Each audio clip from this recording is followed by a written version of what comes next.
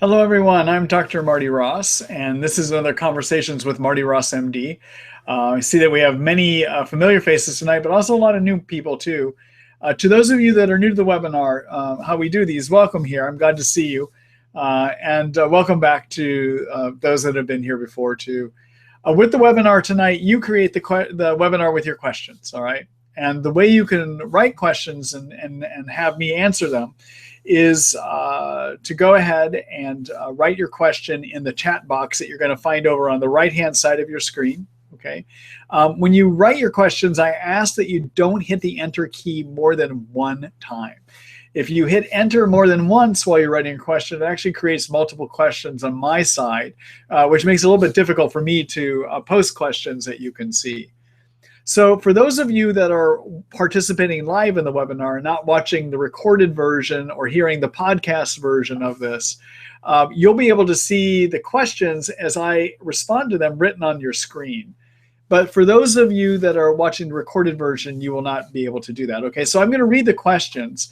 But again, for the ease of me being able to read those questions, please only hit enter one time as you're writing your question. All right.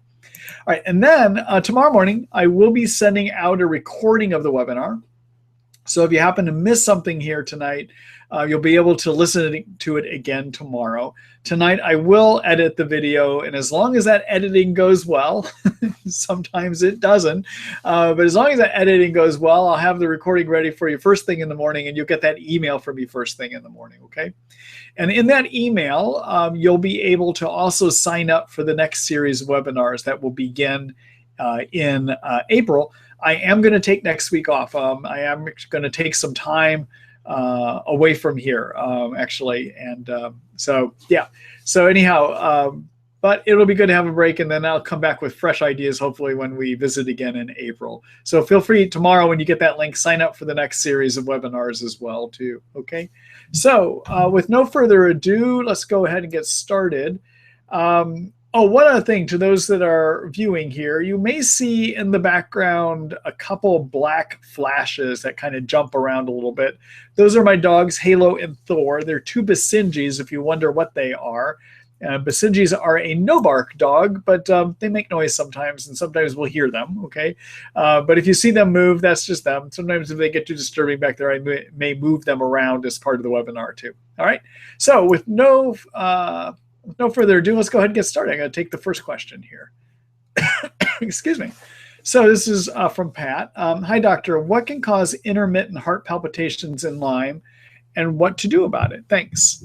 All right. So heart palpitations, everyone, means a skipping around of the heart, a feeling of skipping around the heart.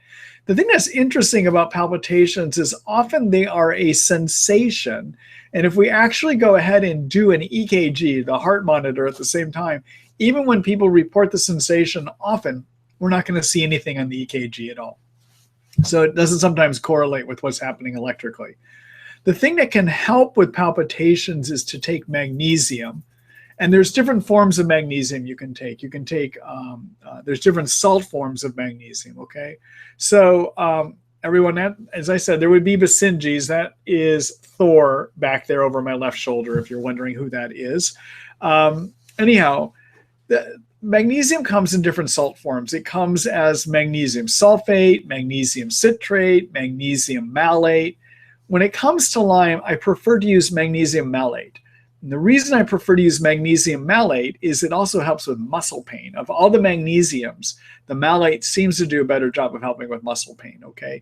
And sometimes you can find it with mixes that even have the citrate in it as well, too. But magnesium malate, and you want to take, usually it'll come as a 150 or a 200 milligram pill. And you want to take anywhere, I would take about 2 or 3 at nighttime before bed. Most of us in our society are short on magnesium. We tend not to get enough magnesium in our diet. And if we take magnesium, it can sometimes help with the palpitations, okay? So one reason that people may have palpitations is you're magnesium short. You need more magnesium, all right? The other thing is Lyme can sometimes cause some electrical pattern problems of the heart, and you can get palpitations for that reason as well, too. And then finally, both Lyme and the co-infection Babesia can cause some instabilities within your adrenaline, anti-adrenaline system, also known as the sympathetic parasympathetic nervous system. And through that mechanism, they can cause palpitation problems as well, too. All right.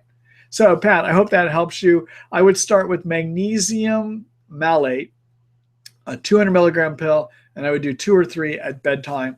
See if that works for you, okay? Also, everyone, using magnesium at night like that is good because it can help with sleep.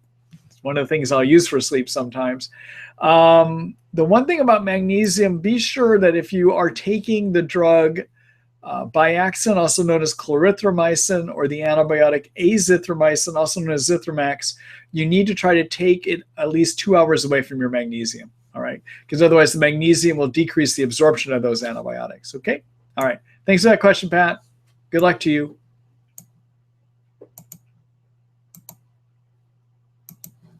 Hello, Lisa. Let's see. Hi, Dr. Ross. Let's see. Curious your thoughts on seemingly psychotic symptoms manifestations related to Lyme and or co-infections.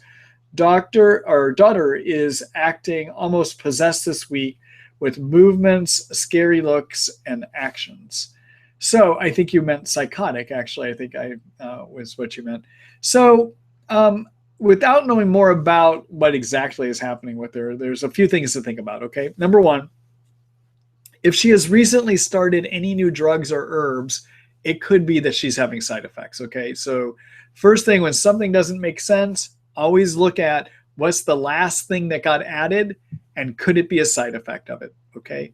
So for instance, rifampin that I will sometimes use to treat Bartonella sometimes can trigger psychologic things like anxiety and depression, for instance, okay? So just be aware of that. Also, having a Herxheimer reaction. So when you have a Herxheimer reaction, the immune system sees the dead bug parts and toxins that get released from the inside of the germ. And in seeing those dead parts, it makes more inflammation chemicals called cytokines. Increased cytokines can cause psychiatric problems like anxiety, like depression, like psychotic episodes, okay? So just keep that in mind too. So part of a Herx can sometimes be this too. But in terms of the germs that might give these kind of symptoms, Bartonella is a possibility. Bartonella is known for psychiatric issues like anxiety, like depression, and sometimes hallucinations, okay? And Lyme sometimes can trigger this too, usually not Babesia, all right? So take a look at, make sure that there wasn't something added recently that could be triggering this. And then the second thing is it could be germ related. Third thing is it might be related to a Herxheimer die-off reaction, one way that it's manifesting in your daughter, okay? All right, good luck, Lisa. Thank you for that question. Get rid of that. Hello, Deborah. Let's see. Hi, Dr. Ross. I wanted to know if rifampin is compatible with Mepron and clarithromycin for treating Lyme, BART, and Babesia. Read that Mepron and rifampin aren't good together. What's your opinion, please? Love all your new articles. Please keep them coming. Deborah, you're welcome. I go up and down in terms of getting those new articles out, but I've been on a run here lately and I'm hoping to keep that going. So we'll see. All right, so in terms of, so Deborah, what Deborah's asking is how do you treat your germs, okay? So the Mepron and clarithromycin are two antimicrobials that you can use to treat Babesia. They work together about 80 to 85% of the time. So they're a good treatment. There aren't better ideas that I have. There are equally good ideas, but that's one way to do it, right? Clarithromycin also is good for treating intracellular Lyme and spirochete Lyme, okay? So those are 2 of the 3 forms of the Lyme germ. So Lyme can exist in you in 3 forms. It can live as a spirochete that looks like a corkscrew.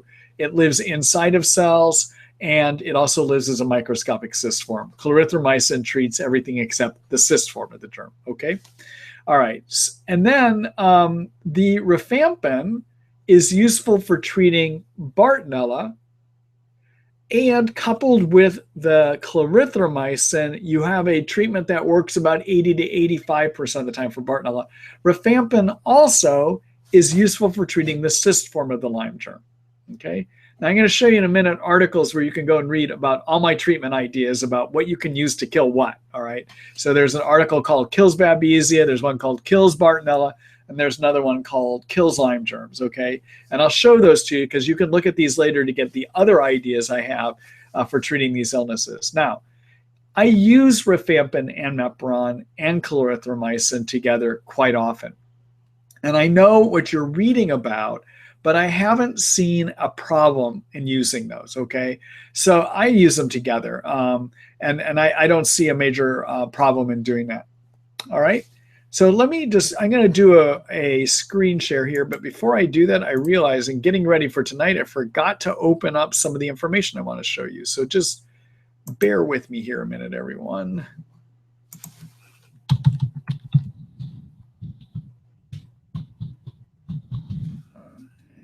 There we go. Okay, so let me go ahead. I'm going to do a screen share.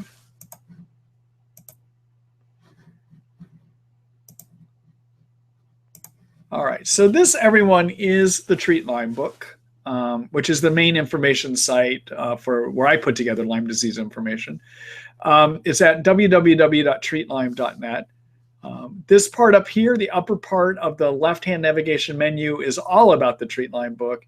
And in fact, I created a new tab here about 2 weeks ago that's called New Updates. So you can easily see what it is that I have either written as a fresh article or the articles that I most recently updated, okay?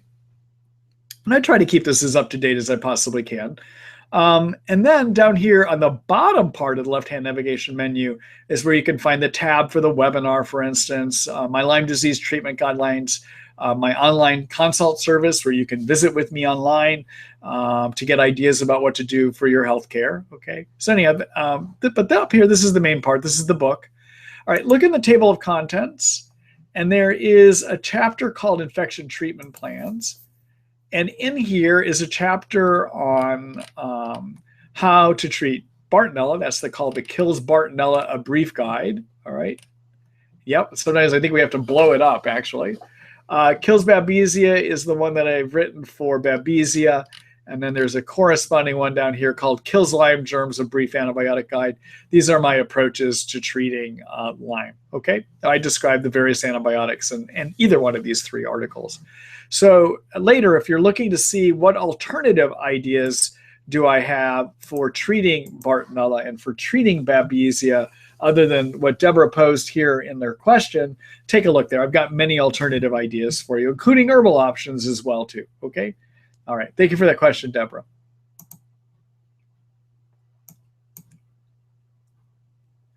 Get rid of that. All right. So, hello, Linda. Hi, Dr. Ross. What is the best way to feed the mitochondria? I take 300 milligrams of coenzyme Q10 and ATP fuel made me feel wired. I feel like my legs and hands are weak and was wondering what I can do to help besides treating Lyme. All right. So mitochondria, everyone, are the energy factories that are found in every one of our cells. And by some estimates, there's 300 to 400 mitochondria per cell. Okay, so there's a lot of them. Inside a mitochondria is where fat and sugar are burned through a bunch of chemical reactions into cell fuel. And that cell fuel is something called ATP. Okay, now, one of the things that can happen when we have chronic infections, whether it's Lyme or another chronic infection, is there can be an overproduction of oxidizing agents in the body. And oxidizing agents damage fat membranes. In particular, they can damage the membrane that covers our mitochondria, because that is a fat membrane. And if it gets damaged, a lot of the chemical reactions that are on the inside of the mitochondria that create cell energy or cell fuel won't work correctly, all right? So if I've got somebody that I'm treating for Lyme, I'm getting their germs under control, I've corrected thyroid, I've corrected the adrenals, and we're about 6 to 9 months into treatment, they're not getting better. Sometimes I will start to do things to repair the mitochondria, all right? And one of my favorite things to do to repair the mitochondria is to use something called NT factor, and you can get a product that is NT factor energy, or the ATP fuel that you have here also has NT factor in it as well too, okay? Now, clearly it's too stimulating for you, all right? And so I'll tell you the components you can take here in a minute. But if you're going to do the NT factor, that's my preference over the ATP fuel. The NT factor you would do is a couple pills 3 times a day for 2 months, and then you decrease it down to 1 pill 3 times a day. And what it's been shown to do is to rebuild the covering of the mitochondria, okay? And there's some studies done looking at it, and one of the studies shows is that by 2 months of using NT factor, there are average energy improvements of 40%. Okay, that's pretty impressive, actually. And now the study was not done on people with Lyme. Okay, it was done on people that reported fatigue. All right, but I see similar results in my patients with Lyme disease. So I like using the NT factor. I don't use the ATP fuel because it has coenzyme Q10 in it, and I like to have the option of not using coenzyme Q10 because when we treat Babesia, Meperon and Malarone, which are 2 of the antibiotics we can use to treat Babesia, you don't want to be on coenzyme Q10 when you're on those. So I just don't use the product that has coenzyme Q10 on it, okay? All right, Linda, the problem that you're running in, I don't know why the ATP fuel is bothering you, okay? But what you could do instead of using it would be to, instead of using it or the NT factor, is you could try to take something called isophos, which is phosphatidylcholine. It's one of the fats that make up the covering of the mitochondria, and you could do it as a 100 milligram. I think it's a 250 milligram pill twice a day is how you would do that, okay? The NT factor, though, I think is a better mix of those fats. It has phosphatidylcholine in it. It has phosphatidylserine in it, which are a couple of the fats that make up the covering of the mitochondria. And I think you'll do better if you actually can take it in that mix. Again, I am not clear why you were getting overly stimulated on the ATP fuel, other than I have to acknowledge you are. So what you might want to try to do is just the isophos by itself, okay? All right, good luck. If you want to read more, everyone, about mitochondria and other ways to improve energy, I'd have you take a look at the table of contents here in the Treat Lyme book and take a look at the energy and fatigue chapter, okay? And in here, I've got an article about the best diet that I think for energy. It's a modified paleo diet. I think that is what's best for energy. This is what repairs your mitochondria too. There's some other basic steps that I tell you to take for energy, but if everything else isn't working, then there's things you want to do to fix your mitochondria. And here is a whole article that I have about that as well too. Okay, all right. So let me go ahead and go back here again. All right, Linda, thank you for that question. All right, so next question is from Jim. Hello, Jim. Let's see. Hi, Dr. Ross. Thank you for taking the time to answer all of our questions. You're welcome. Do you find that treating Lyme with Rocephin IV or azithromycin IV and tinidazole oral enough to get rid of Lyme? The answer is yeah, I do. So in terms of, again, there's a whole article I've written about how do you kill Lyme, all right? It's called Kills Lyme Germs, a brief antibiotic guide. I showed you that tonight, okay? So when you're looking at other ideas about how you can treat this, take a look there, okay? But basically, Rocephin treats the spirochete form of the Lyme germ, okay? So it treats one of the 3 forms of the Lyme germ. Tinidazole is useful for treating intracellular Lyme and also the spirochete form of the Lyme, the cyst form of the Lyme germ, the microscopic cyst form of the Lyme germ, all right? So Rocephin works effectively by punching holes in the covering of the spirochete. So as it grows, it bursts its covering and it dies, all right? And tinidazole gets inside of cells and can kill the yeast that way and can kill intracellular Lyme too. All right, now azithromycin IV works by getting inside of cells and it limits protein production of the germ, which results in death of spirochete Lyme and also intracellular Lyme. Again, while tinidazole treats intracellular, it also takes care of the cyst, okay? So either Rocephin with tinidazole or azithromax or azithromycin with tinidazole are effective treatments to treat all three forms of the Lyme germ. There's one other advantage to using tinidazole too, and that tinidazole is a useful agent for getting rid of the biofilms that can sometimes cover Lyme germs and block treatments, okay? So many of you, I don't know if you're aware, but there's science that does show that Lyme has the ability, one of the things that Lyme can do to survive is it literally can cover itself in a slime layer.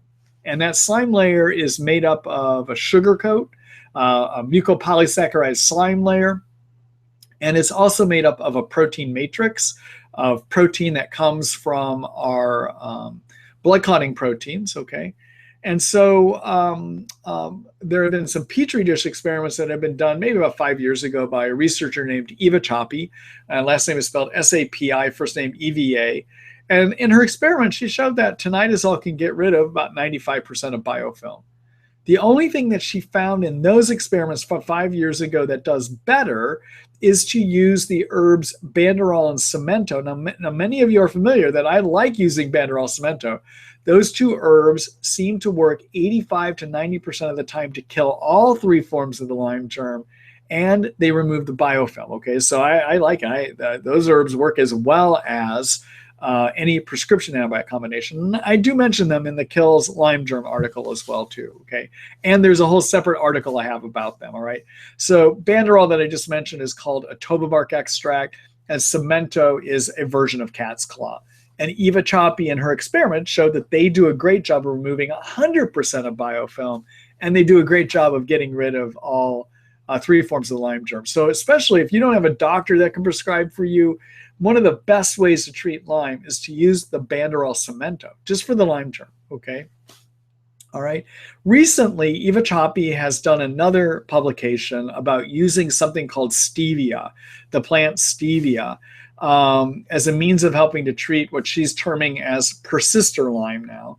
And persister Lyme probably means Lyme that's not responding to antibiotics anymore, right? And it may not be responding because it stops growing quickly, and things that grow more quickly do better, or antibiotics work best on something that's growing fast, okay? So after being exposed to antibiotics for a while, the germ just may not grow as quickly, okay? That's one reason you get persister Lyme, which is difficult to treat. The other thing that can happen is Lyme can move, in a persister state, can move into biofilm communities and can develop into these microscopic cyst forms, okay? So in her experiment, which was a Petri dish experiment, she showed that stevia, the plant stevia, in an alcohol extract, has the ability to kill the germs and get rid of the biofilm, all right? Now the problem, because I keep getting asked about what do I think about her research, because this was just published in December of 2015. The problem with her research is it was done in a Petri dish, and it's hard to say if that will hold true in somebody inside of us when we get it absorbed into our bloodstream. So I don't know enough yet whether her stevia approach is really going to make a big difference or not. I know a number of my colleagues are trying it out. I still haven't added it to my practice because I'm very happy with what tinidazole does for persister Lyme, and I'm very happy with what banderol and cemento do as well too. Okay, all right. So Jim, I hope that answers your question. Everyone, I'm going to just show you, do a quick screen share here again.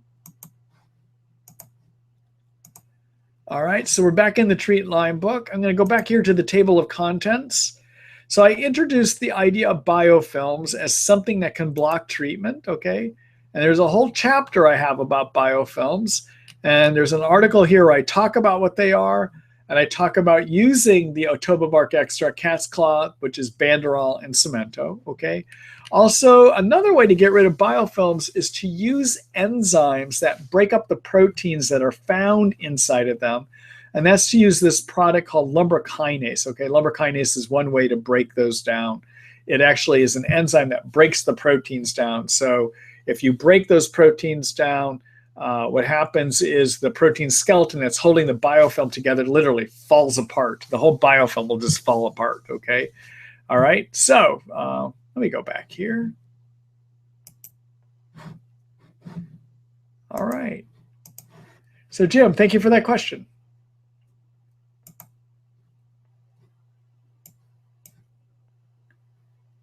All right, let me get rid of that.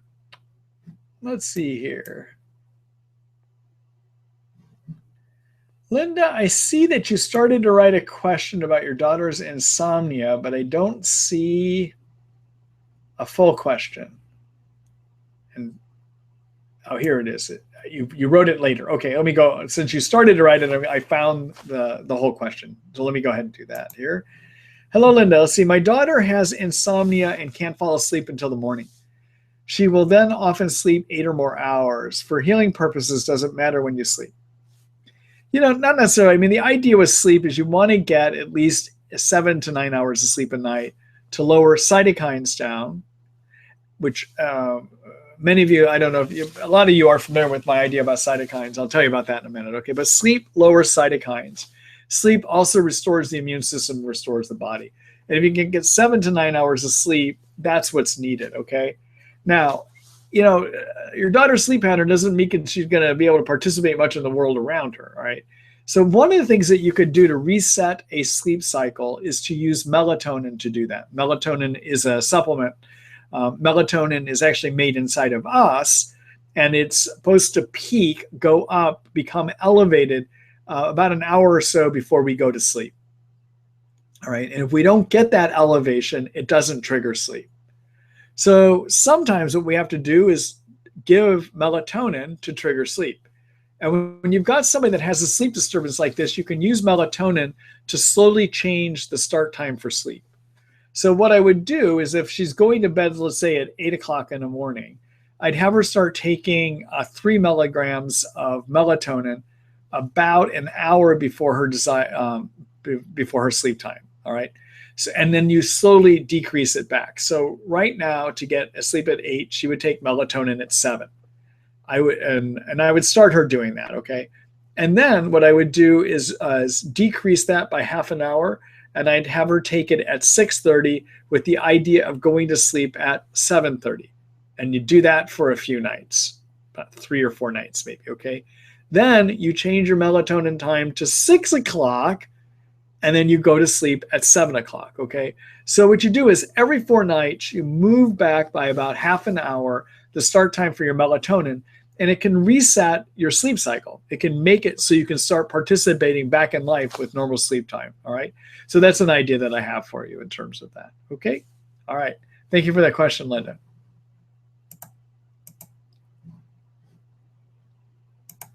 Get rid of that.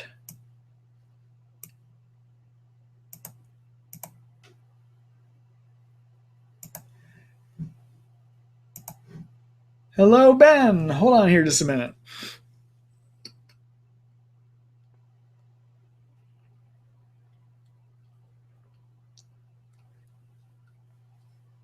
Okay, so hi, Ben. Hi, Dr. Ross. Thank you. Well, thank you for the double thank yous. I appreciate that. Let's see, 2 questions. Is Bartonella sexually transmitted? And last week you brought up the Cowden protocol. What are your thoughts on Buhner? Okay. All right. So Bartonella, many of us think can be sexually transmitted, but we do not know the rate. Okay. I don't think it is universally sexually transmitted. If I were to guess, maybe 15, 20% of the time it can be transmitted. All right. Keep in mind that many of us have immune systems that would work well. Even if we get exposed to Bartonella, it's not going to cause us any problems. Okay. But there is no science that I can show you that says what the transmission rate is. Okay. All right. Now, in terms of different herbal protocols, all right, so there's the Cowden protocol, and then there's something called Buhner herbs, all right, and then there is the successful treatment recipe, which is what I say people should do, all right, which incorporates prescriptions and herbal medicines as a means of getting over Lyme. What do I think is the best? I think it's a successful treatment recipe. Now, I'm not saying that just because I wrote it, but the reason I wrote it is that there are holes in the Cowden protocol, and there are holes in Buhner's protocol too, okay? So the Cowden protocol, which is a protocol that uses a bunch of supplements to treat Lyme, I don't think works that well. But I do think there's parts that do work well in it, and that is to use the Banderol cemento to kill Lyme. And I also think that the Houtunia that is in it can sometimes be useful for treating Bartonella, but it only works about 70% of the time, all right? Buhner is a master herbalist, and I think Buhner's got some great ideas for treating Lyme. The problem is his protocols are so complex that it's hard to get all his stuff in, number one. And even his core protocol that he writes about, I think it helps maybe about 60% of the time. I think his protocol is better for people that have mild to moderate Lyme. I don't think it is all the way useful for people that have severe Lyme, okay? So what I recommend is take a look at the successful treatment recipe I have, which addresses things like sleep, nutrition. I'll go there. I'll show you what it addresses right now. And if you do all the things that I recommend in the treatment, in the successful treatment protocol, even if you can't get somebody to prescribe the herbal options I recommend, I think you're going to do much better than you will with Cowden and much better than you will do with Bunu. Okay, so let me go ahead and show you that.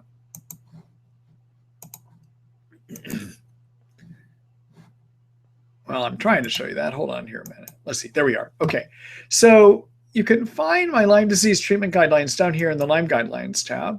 All right. And I wrote this a number of years ago, a couple of years ago or so, but I've updated it here recently, okay? And I periodically do, but it's a core program that anyone should do throughout their Lyme disease treatment, okay?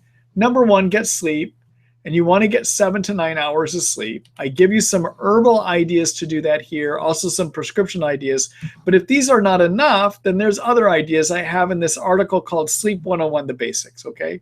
So try to get 7 to 9 hours of sleep. It lowers cytokines. All right. Number two, be on a diet that is useful for energy, detox, and doesn't have a lot of sugar in it because you don't want to feed yeast, okay? And that is and so I mentioned it here. It's the second thing, okay? I just added this. This is how important diet is. I put it as the number 2 thing that somebody does, okay? So for diet recommendation, I am finding these days a lot more benefit to using a paleo type diet that is high in fat. And you can read about that diet here. It's called the best brain inflammation, pain, energy, and detox diet ever. Yes, I actually believe strongly in this diet. Okay, so take a look at it. All right. Number 3, lower cytokines. Okay. All right, so cytokines, in fact, I just wrote a whole new article about cytokines. It's down here. It's called Control Cytokines, A Guide to Fix Lyme Symptoms in the Immune System. All right, so cytokines, everyone, are chemicals made by white blood cells when they see a germ. They're designed to turn on the immune system. However, they often get made in excess in Lyme, in which case they give you all your Lyme symptoms. Yep, all of your Lyme symptoms are actually excess cytokine symptoms, okay? And those excess cytokines suppress your immune system. So you have to lower those down, okay? And to do that, I like curcumin. There's also a combination product you can use made by Research Nutritionals. I mention it here generically, but it's a product called Cytoquel that has curcumin in it, but it also has resveratrol in it, some black tea extract, and acetylcysteine. That's another option as well too. Okay. Number 4, be on something that helps your body deal with stress. I like the herb ashwagandha. Number 5, correct hormonal problems. And you actually can do quite a bit of this without even having a doctor help you, okay? All right, and down here I tell you what symptoms should you use to figure out if you have low adrenals or if you have low thyroid. And I even mentioned up in here why testing isn't reliable. You have to use the symptoms, okay? Number 6, be on a good multivitamin. Number 7, deal with yeast. If you have too many yeast in your intestines, they kick up cytokines and they make you feel bad, okay? So you got to take steps to get rid of your yeast. How do you know if you have too many yeast? Well, take a look at the questionnaire that I have here, the yeast screening questionnaire. If you score over 140, you want to do things to take care of yeast. And in the article called Kills Yeast, A Brief Guide, I give you herbs to use, and I also give you prescription medicines that you can use, okay? Number 8, treat your Lyme infection. And if you can't do it prescriptively, then do it herbally with the Otoba bark extract, cat's claw. I already mentioned them tonight, okay? These are Banderol and Cemento, okay? All right, I also mentioned prescription options too, all right? Number 9, do some things to detox, okay? And I give you some ideas on what to do for that here. Number 10, treat your co-infections. Number 12, exercise. Okay, now here's the big thing about the successful treatment recipe, okay? I give you a bunch of other things to do if at about 6 to 9 months into treatment you're not getting better. Then you want to shift off the core protocol that I just told you about and start looking at some of these other problems like biofilms, like detoxing issues, like mitochondria treatments that I mentioned earlier, okay? You want to start looking at some of these other ideas to recover, okay? All right, so let me go back here.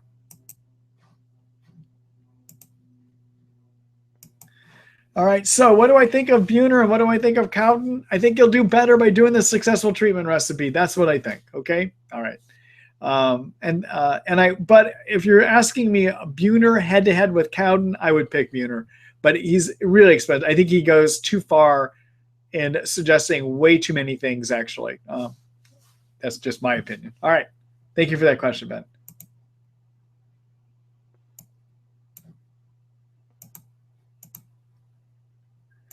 Hello, Debbie. Let's see. Have you found Alka-Seltzer Gold to be effective for treating Herx reactions? Not really. So everyone, the idea, so Alka-Seltzer Gold is has the ability to alkalize or make your blood more basic, less acidic, more alkaline, okay? And the idea is that in a more alkaline environment, a Herx reaction doesn't seem to be as bad, all right? So I know that this was an idea, especially a number of years, that was well written about. I tried it. I used to try it with my patients before I discovered other ideas that I have to lower cytokines, okay? I just don't find it that helpful. My approach to deal with Herxheimer reaction is get on curcumin, and you want to take it as 500 milligrams 3 times a day, and then if that's not effective enough, double it up to 2 pills 3 times a day, all right? Also, if that's not working well enough, get on glutathione. And you want to be on glutathione to help clear toxins out that trigger cytokines. And you want to be on glutathione because it's a powerful antioxidant that lowers oxidizing agents that can trigger cytokine production, okay? So everyone, what a Herxheimer reaction is the immune system reacts to the dead bug parts and toxins that get released from killing the germs, and it reacts by making more cytokines. So a Herxheimer reaction is a cytokine flare, all right? So you want to do things to lower cytokines, all right? Now, I have a whole article about how to do that. I just gave you 2 ideas, but for more information about that, let me do a quick screen share here. Take a look at the article in this chapter called Herxheimer Reaction and Cytokines. You can either get my ideas in the article called Control Cytokines, a guide to fix Lyme symptoms in the immune system, or take a look at the article called Herxheimer Die-Off Reaction, Inflammation Run Amok. And in here, I give you various ways to lower cytokines. I tell you the first thing you want to do is curcumin, a good multivitamin. If that's not enough, add in glutathione. If that's not enough, start looking at quercetin and some other ideas that I have here. And for really severe ones, you want to look at using glutathione, okay? All right. Regarding glutathione, let me see. Yeah, I do have a link. So there's a whole article. You guys have heard me mention glutathione a number of times tonight. This is a wonderful chemical, okay? Glutathione, I call the great fixer. I have a whole article on glutathione too. And the reason I call it a great fixer is it helps with detox as a very strong antioxidant. It helps with Herxheimer reactions. It helps with brain and nerve repair. It helps with liver repair as well too, all right? Take a look in this article. I give you various ways that you can look at adding glutathione into your treatment protocol and when you would want to do it too. All right, Debbie, thank you for that question.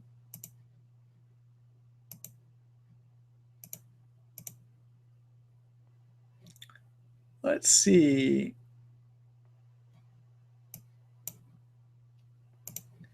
Hello, Paul. Let's see. Do you recommend NT factor for mitochondrial repair even if you don't feel any energy improvement while taking it?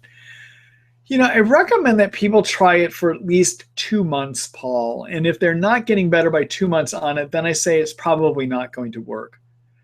More recently, though, I'm starting to add, and I need to update my mitochondrial repair article to reflect this. This is the next thing on my agenda. Is the next article that I try to fix will be the mitochondrial one.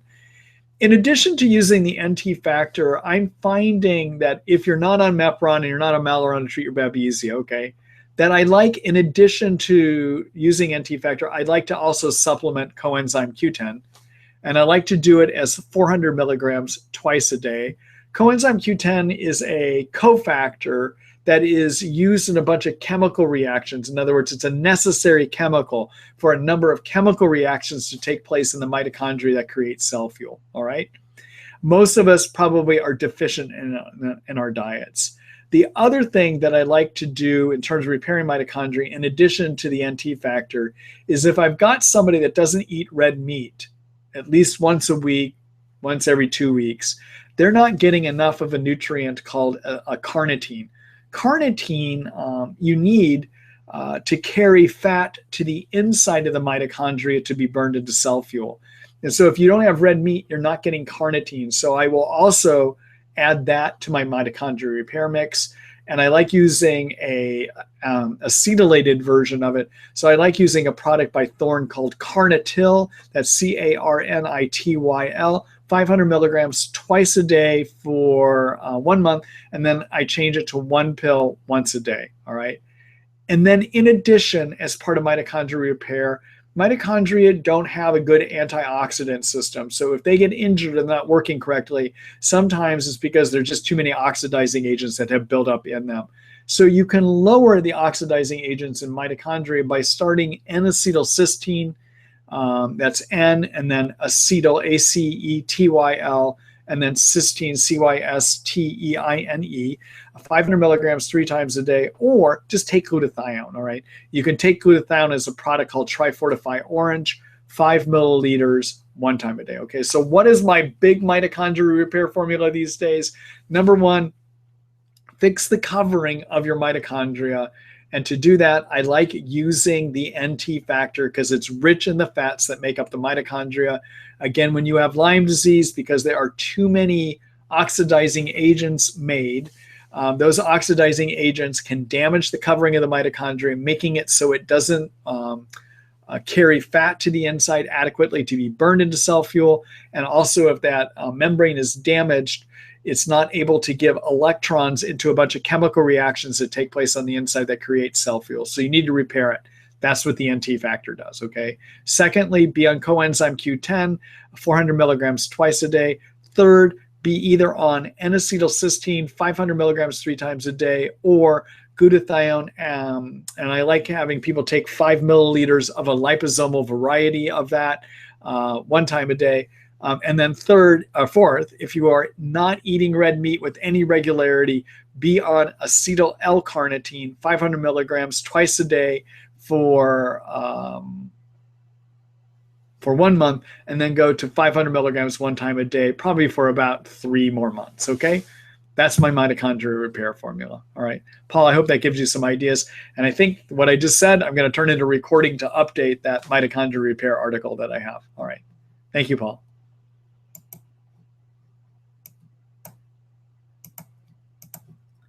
All right. Hello, Beth. Let's see. Hold on just a minute here.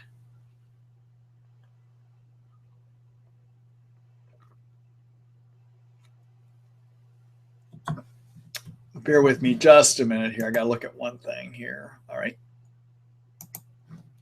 All right. Hi, Beth. Let's see. Hi, Dr. Ross. My daughter was treated for Lyme with antibiotics. Her nagalase test came up to 3.8 high. That's a substantial elevation of nagalase. I've had one other person that has had a level that high. Okay, so I call that high. All right. So everyone, nagalase is normal technically if it's less than 0.9. I find though that there's no benefit in doing anything about it unless it's about 1.8 or higher. Nagalase is an enzyme that is made in the covering of viruses, and if it's very elevated, it can indicate that in addition to having Lyme knocking a person down, they may have chronic virus infections that normally would live in them. Their immune system takes care of well. They're common virus infections like the monovirus, for instance. But when you have Lyme, sometimes the immune system gets suppressed enough that those viruses are no longer kept under control, and then they can become part of the problem. A sign that that is happening is if you have an elevated nagalase.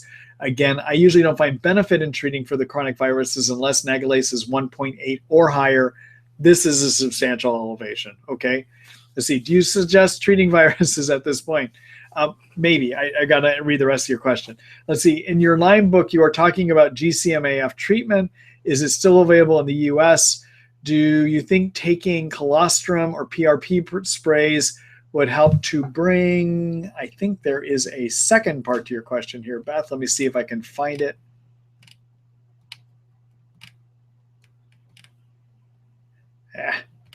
Well, I'm not finding the second part to your question, but I think what you're asking is what's going to work here. Okay, so there is an article that I have everyone in, or a chapter, or no, it's an article. You'll find it in the chapter called Infection Treatment Plans.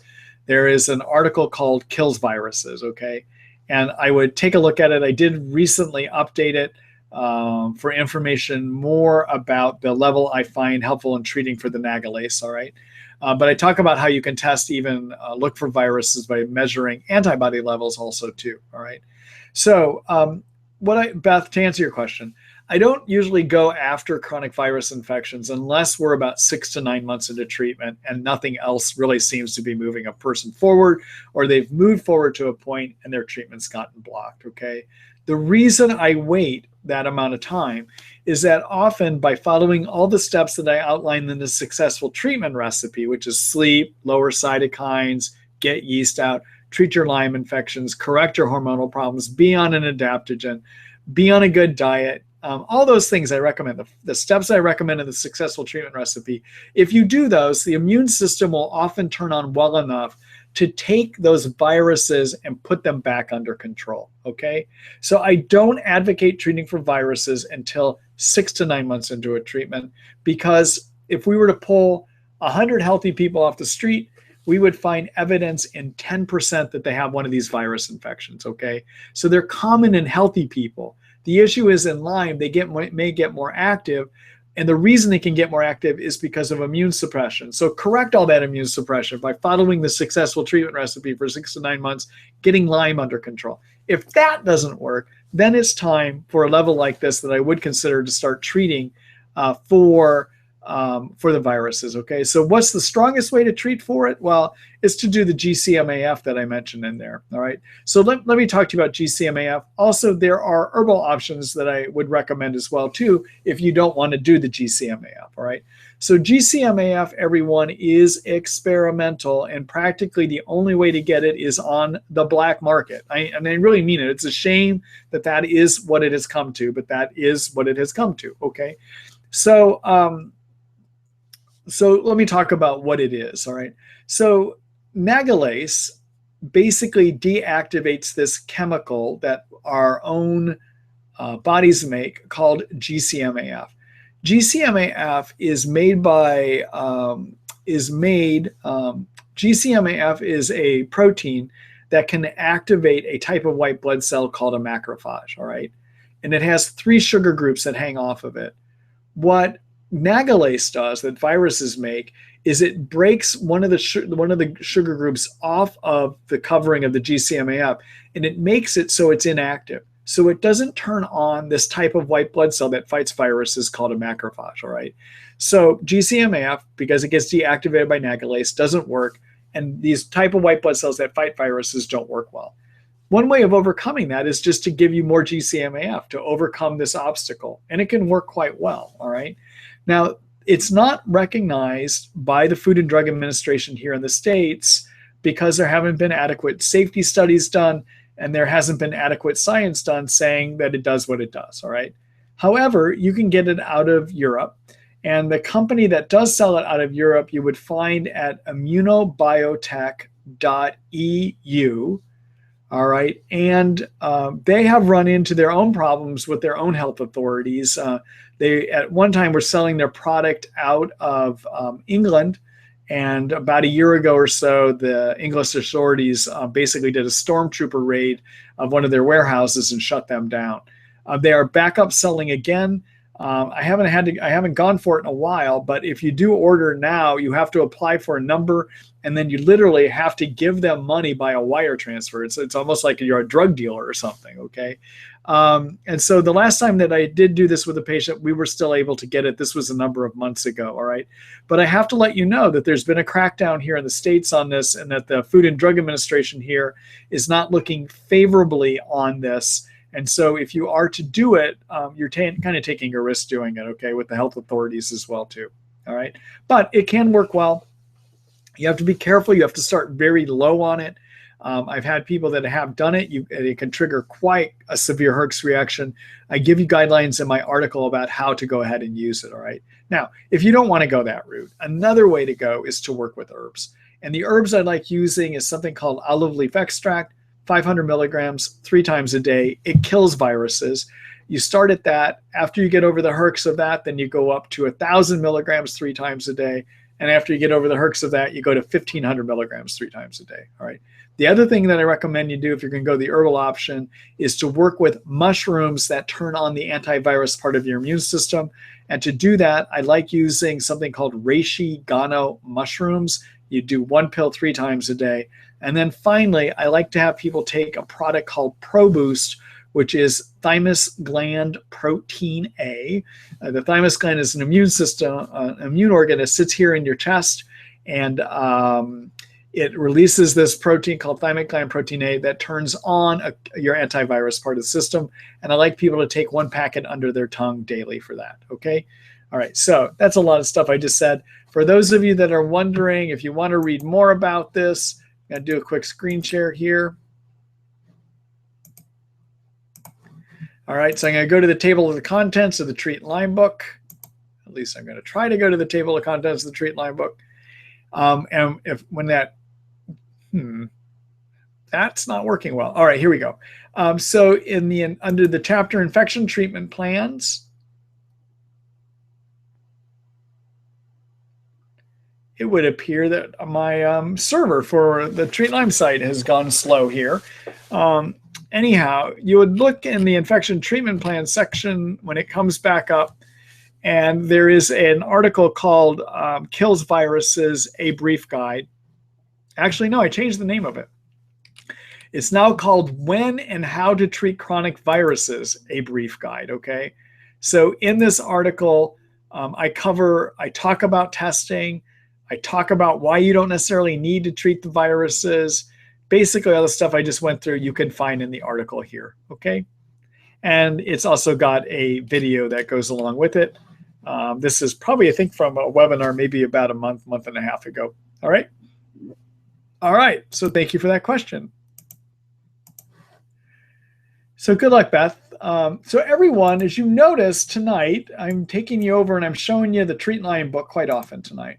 Because generally, most of the questions that people have, I have written something about already. And if I haven't, I will one of these days. It's a growing work of knowledge and practical experience, okay? So if you're looking for information, I encourage you to get the Treat Lyme book. And it is available online only at this time, all right? Someday I may actually do a written version that I publish in a paperback form or a book form, but not at this point. I haven't done that yet. Anyhow, subscribe. To read the whole thing, you have to have a subscription to it. But I encourage you to do it because it gives you all the information you need. Also, when you do that, you're supporting these webinars too. Okay, this is an indirect way of supporting the webinars and the amount of time that I take into putting a lot of this information out there so that all people in this country can have options to get well from this illness, all right? So you help me in that mission as well too, all right? So anyhow, let me go ahead and move on here.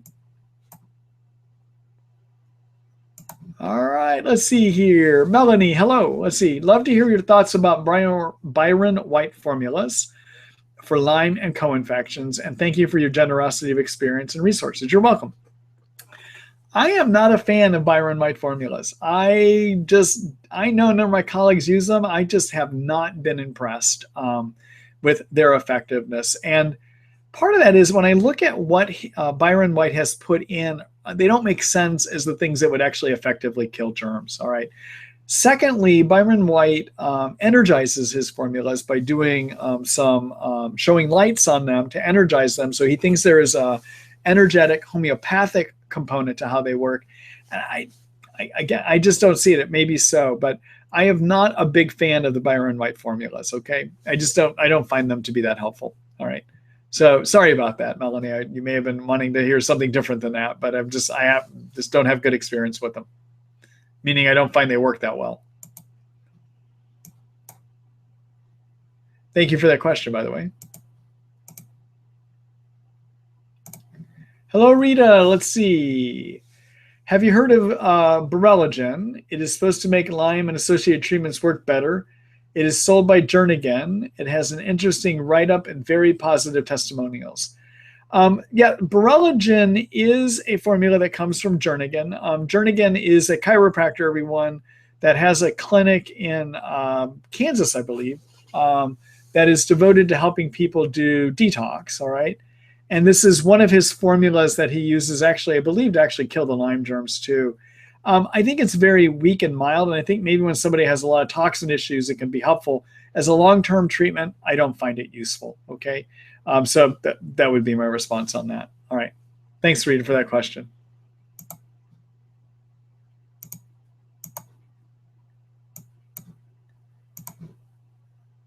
Hello, Beth. Her immune system. I think we answered the first part of that question. Sorry to repost it here. Let me get rid of that. Hello, Rhonda. Let's see. Hi, Dr. Ross. I've been using ABAB and ABART for about 3 years and have only managed to get 5 drops ABART once a day and ABAB 3 drops 2 times a day. I recently tried increasing ABAB by 1 drop and found it stopped me sleeping at all. I think it's time to come off of these. How would you recommend doing this? So what I would do, again, I think you just heard I don't find they're that effective anyhow. So what I would suggest doing is just stop them. You don't have to do a taper off. You can just stop them. And then if you're looking for other ideas about how to kill Bartonella, how to kill Lyme, how to kill Babesia, take a look at my articles that I've written about that. I give you herbal options and I give you prescription options as well too. Okay? All right. Good luck to you, Rhonda.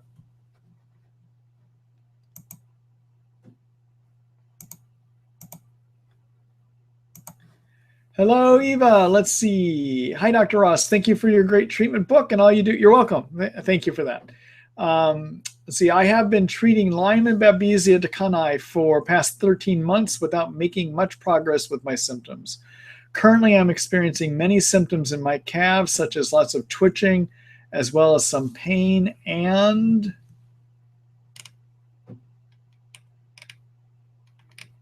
I'm trying to see if I can find the other part of your question here. Just a minute.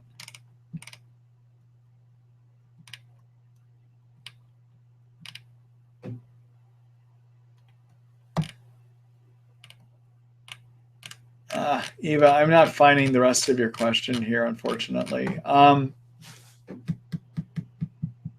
going to have to pass on answering that, unfortunately. I can't find a second part, okay? So I apologize for that. Even one thing you might want to consider if you're looking for ways, direction on where to go here too. So everyone, you may be familiar, but I run an online consult service where I will visit with you over the internet. I can come up with treatment ideas that are really specific for where you are. When your treatment's not going forward, even it gets to be kind of complex. There could be a number of things that are blocking it. I would encourage you to take a look at the chapter that I wrote on called "Can't Get Better." Try this, okay, or do this. These are the ideas that I have about things, how to go about fixing things that might be blocking your treatment. But definitely make sure if you still have a lot of symptoms of Babesia, it may mean your Babesia treatment approach isn't working. If you still have a lot of symptoms of Bartonella, it may mean that your Bartonella treatment approach is not working too. Okay, all right. Let me go ahead and do a quick screen share here. Just to show you one thing.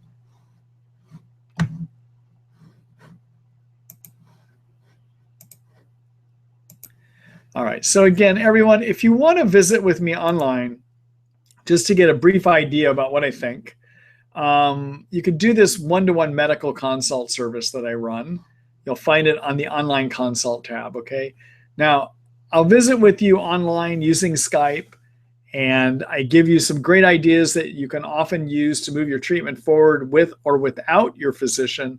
If you do require prescriptions, you'll have to find a prescription to a physician to prescribe them, unfortunately, because I can't prescribe without examining a person. But I can give you great ideas and great insights, okay?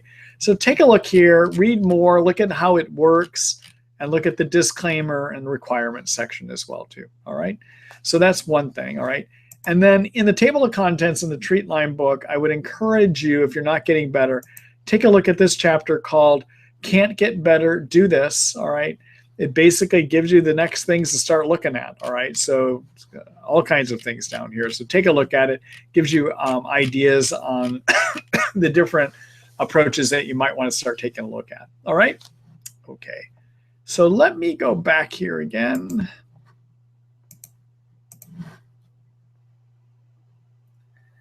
All right, let's see here. Hello, Randy. Let's see. I've been on Banderol Cemento for 6 months after a relapse. I have fatigue, muscle weakness, and a constant pain and squeezing in the front of my head and face. How long do I stay on Banderol Cemento? Do I stop for a while and then restart again? All right, so I may not be able to answer your question well enough. The big thing is are you still improving on the Banderol Cemento, or have you stopped? And if you've stopped improving and you've stopped improving over a month or two, it may mean that they're just not effective for you, and you may need to look at another antibiotic approach besides the Banderol Cemento. Okay.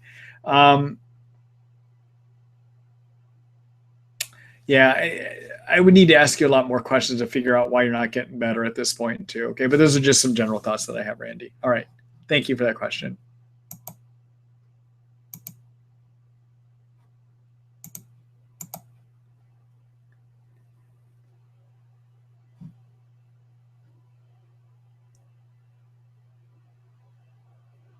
Okay, let's see.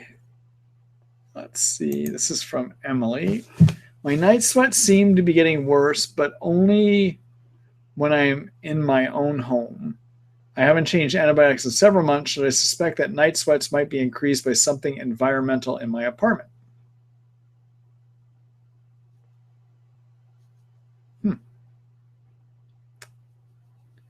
You know, if you're not getting night sweats outside of your place, I would be wondering what is going on in the environment too. And I don't have a good idea what that would be, because usually if it's Babesia night sweats, they're not going to be environment dependent. Okay.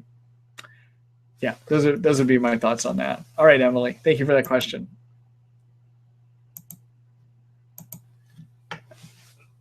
All right, hold on here a minute. Let's see.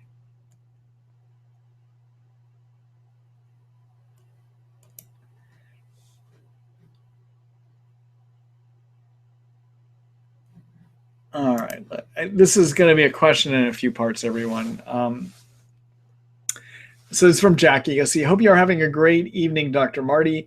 I'm about to ask you the most important question I have yet to ask, as this concerns a child I used to care for, identical twin boys from infant to 4 years. They were born very prematurely. I was in the hospital 10 weeks, unsure if he received a blood transfusion. Diagnosed.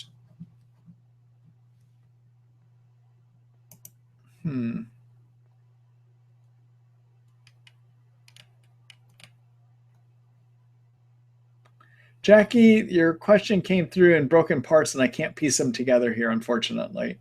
I'm not going to be able to do it. That's one of the reasons I say, you know, this forum, it does best if you have shorter questions, because I don't have to worry about chasing them around on my question board, all right? So Jackie, unfortunately, I'm not going to be able to answer your question. It looks like there's missing parts that didn't get through to me here. I'm sorry about that.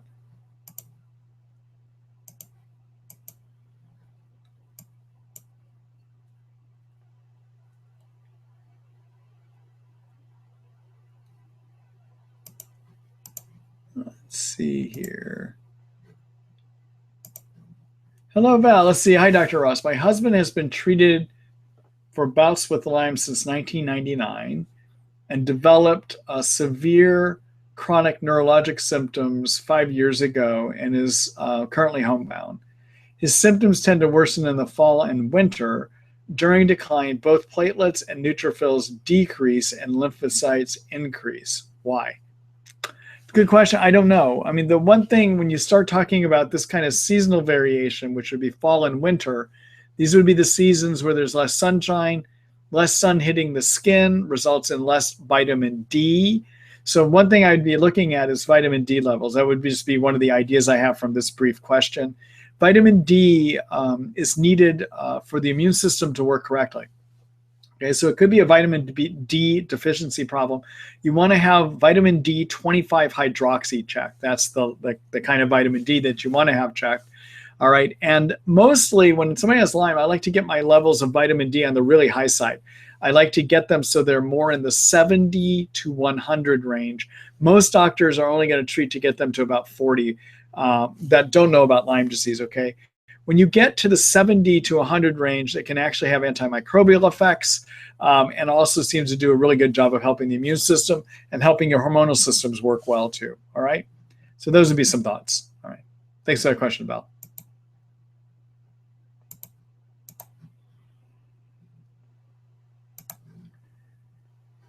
All right, let's see. Hello, Donna. Let's see. Hi, Dr. Ross. I have severe Herx reactions from anything that regulates the immune system, i.e. Moducare, magnesium, folinic acid, low-dose naltrexone, herbals, etc.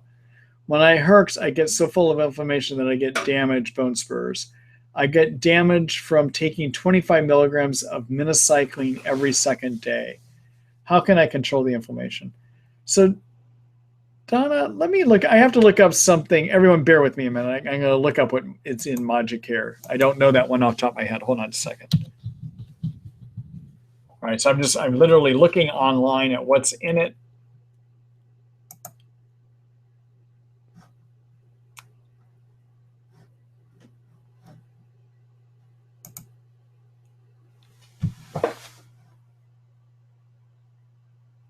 I am still here, everyone. I know you can see me. I'm trying to see what is in this stuff. Something about plant sterols. All right, so what do we got in here?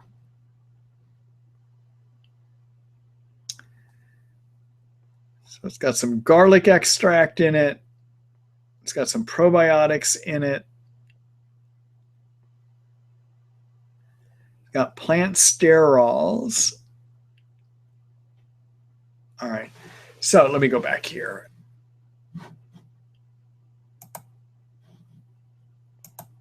Okay, so, all right, so let's see. I have severe reaction for anything that regulates the immune system. Oh, okay, got it. So what I would do, Donna, I would try to make sure you're doing things to regulate inflammation.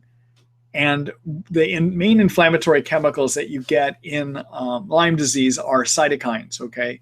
The two herbs that do the best at regulating that can be curcumin and also resveratrol.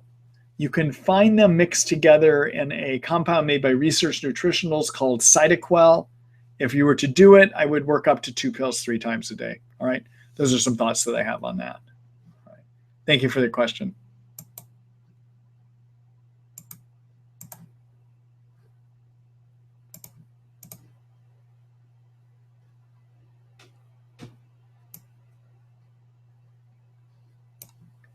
All right, get rid of those. Bear with me here just a minute, everyone.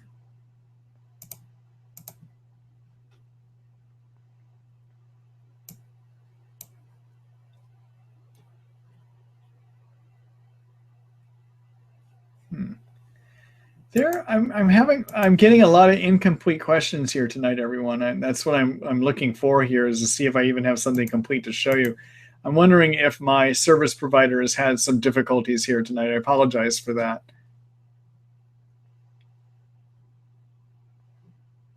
All right, let's see here. This is from Leslie.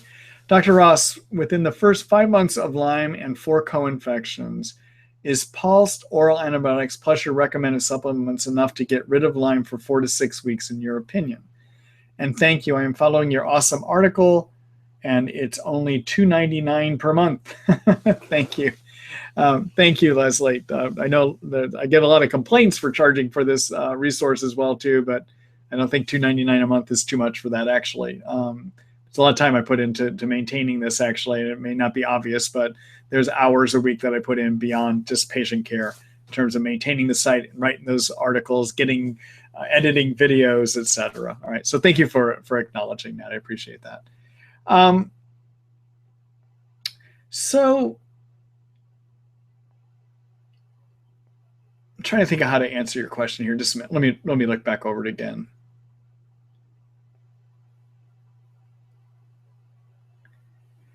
So I had to respond to your question, I have to make an assumption. So you say within the first 5 months of Lyme and 4 co-infections. So what I have to assume is you mean that you got treated right after your tick bite. All right.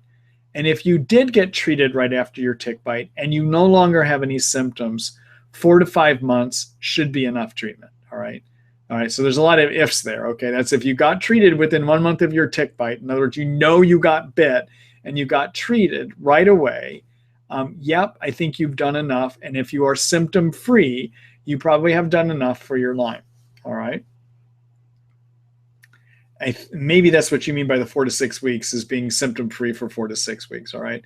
So I hope that answers your question. I can't quite tell. There's not enough. I'm not quite clear about the question. All right. But in terms of how I framed it, I hope that it gives you the answer that that I was able to answer that for you. All right. Thank you.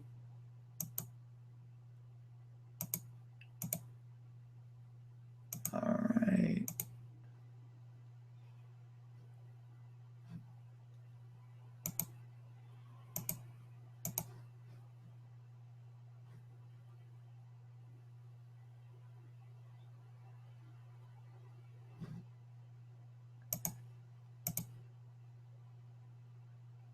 All right. Hello, Tony. Let's see. Hi, Dr. Ross. Thanks for all your efforts and info. They're great. I was treated for 10 months with IV antibiotics 3 years ago. Now on oral maintenance once every 6 weeks. I had neurolyme. I have bounced back fairly well, but still have sleep issues on Klonopin and melatonin at night. I wake up most nights. Let's see. I have head throbbing too, subtle but always there. What can I do since this affects sleep? Thanks. Tony, one thing I would try. So head throbbing can be a sign of inflammation. I would try the curcumin, which is I like using a product by Thorne called Mariva 500, 1 pill 3 times a day. All right, that helps lower cytokines that could be giving you some of that pain. The other thing you can do that can help with night pain and also just pain in general is to raise levels of a chemical in our brain, which our brain makes on its own, but we can raise it herbally, which is a chemical called GABA. And the brain is full of GABA receptors. And if we give more GABA to a GABA receptor, that can help with deepening sleep. It can also help modulate pain as well too. And what I like to use to do that is a product called L-theanine. It's L-theanine, Theanine. It's 100 milligrams. It's a component of green tea, and it's turned in the brain into, it's actually turned into GABA, okay? And so you can take anywhere up to 600 milligrams a night. That might help with some of your nighttime pain too. So I would do the curcumin, 500 milligrams 3 times a day. Then I would try L-theanine, probably start at 200 milligrams. If that doesn't do well enough after the first night, then I'd go up to 300. After another night, I'd go up to 400. Eventually, you can work your way all the way up to 600 milligrams, okay? All right. Thank you for that question, Tony.